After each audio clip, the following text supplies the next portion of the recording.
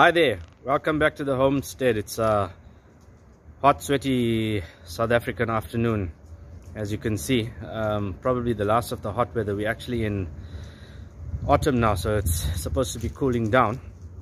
Anyway, today I am going to be building my solar generator, or getting started on my solar generator, and I'm going to take you through the build and what I am doing.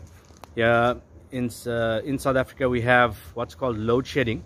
So it's rolling blackouts which you get from area to area, for a limited amount of time, ranging from 1 hour to 2 hours to 3 hours in some instances, because the electricity service provider can't manage with the load, so they've got to switch certain areas off.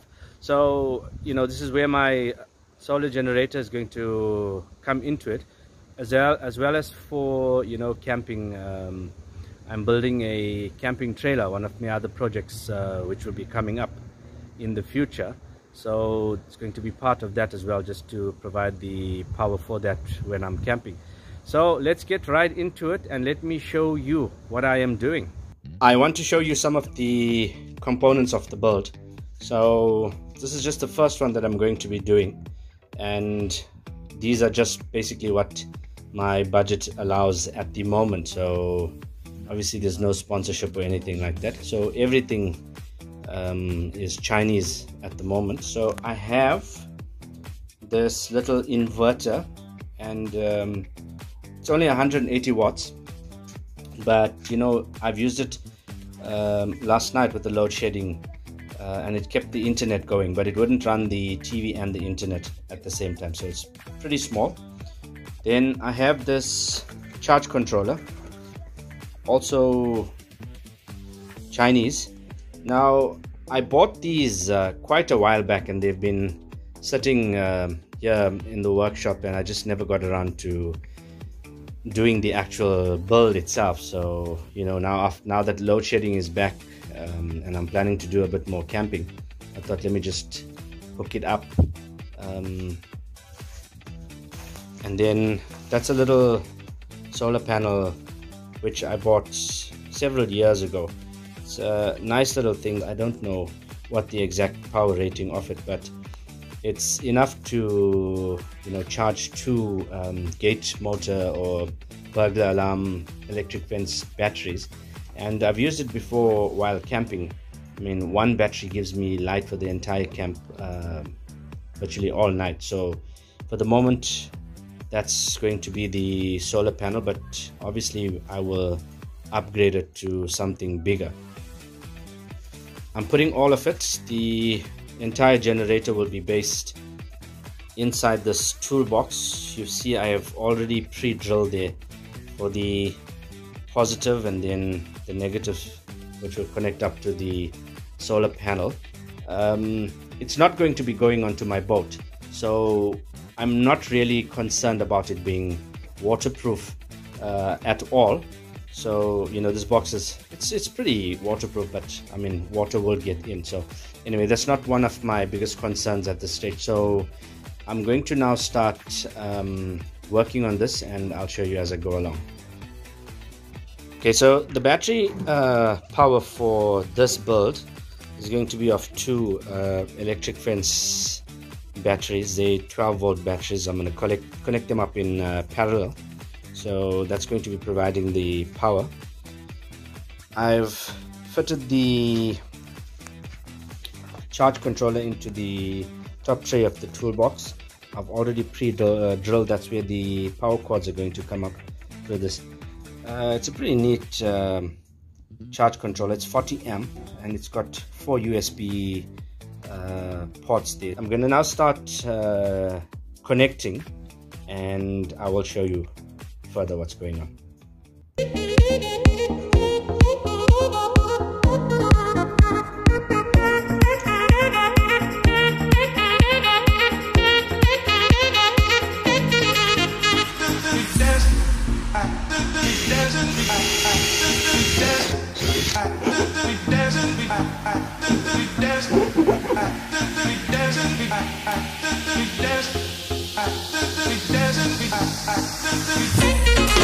We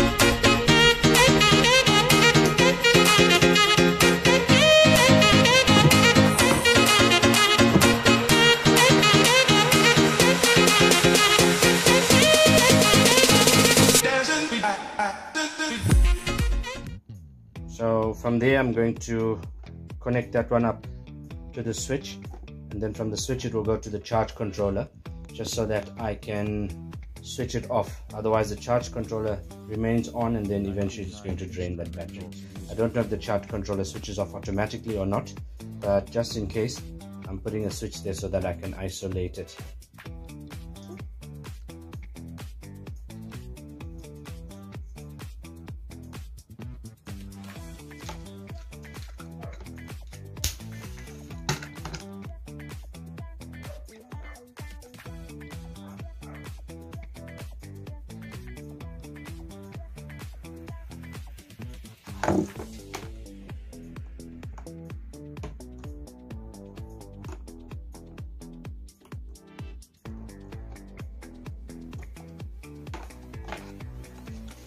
So let me show you what happened here.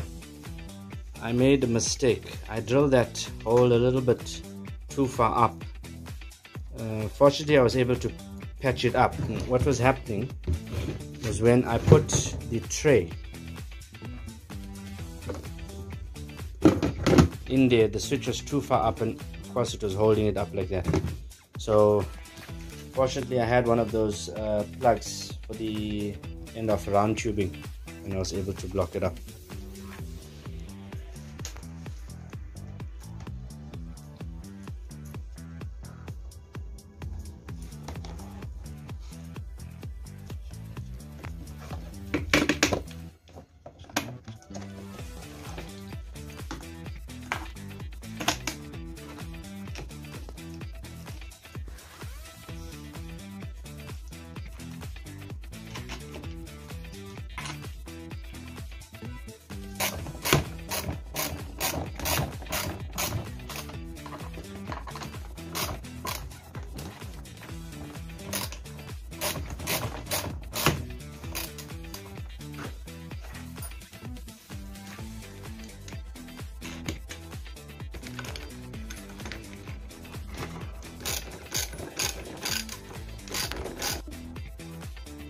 Okay, so these two wires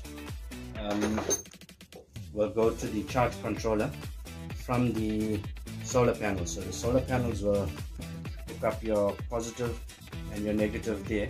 That will feed into the charge controller. The leads from the batteries will now go into the charge controller, and then from the solar panel will also go into the charge controller. So I'm just going to push that in and hook it all up.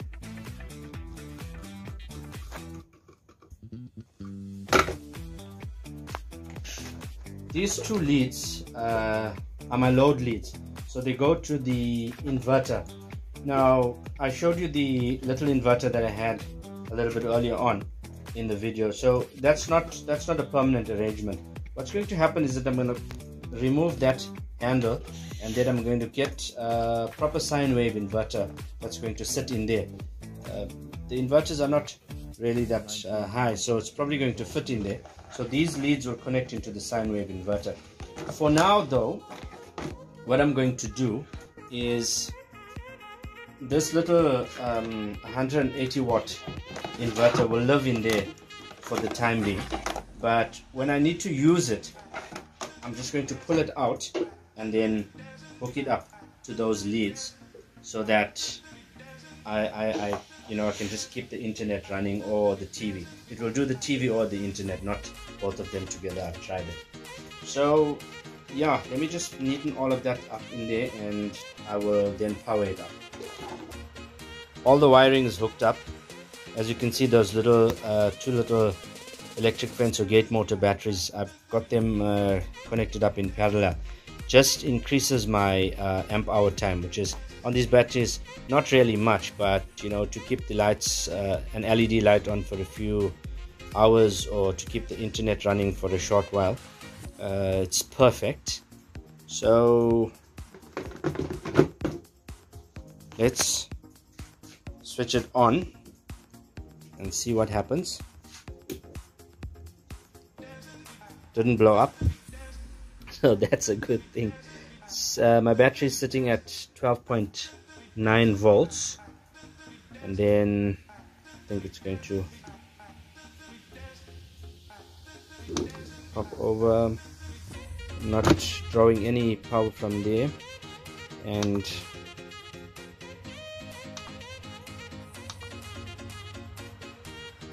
so the battery is sitting at 13.8 volts. I don't really know what that is.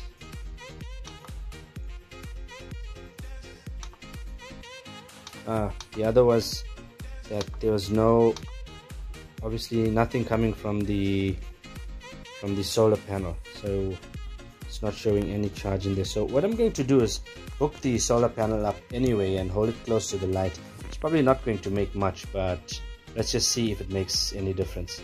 Okay, so let's hook it up to the solar panel. I'm holding the solar panel up to the light. That's the battery temperature, sitting at 25 degrees, and the battery is sitting at 12.9 volts, and I'm getting 9.3 volts from the solar panel. I'm just holding it up close to the fluorescent light, so I'm getting 9 volts out of it. So it works, the system works. So what I'm gonna do is tomorrow, when it's when it's sunny, I will sort of try it out again and show you what sort of voltage we're making out of it. Okay, it's the next day already. Some more beautiful blue South African sky. You can just check my little panel up on the top there. I've got it all hooked up. You can see the leads connected up there. Let's open it up, see what we are making. I still haven't figured out properly how to read this thing, but it looks like I'm getting 13.6 volts from the panel, 0.1 amp of usage somewhere. I've got to check that out. There's nothing on the load. Batteries at 26 degrees and then sitting at 13.3 volts, so that's pretty good. And once again 13.6 volts that we're getting from the panel. So I would call that a successful build. Thank you for watching. Once again from the Suburban Homesteader. Remember to hit the like, hit the share, subscribe to the channel, and we will see you next time. I'm out.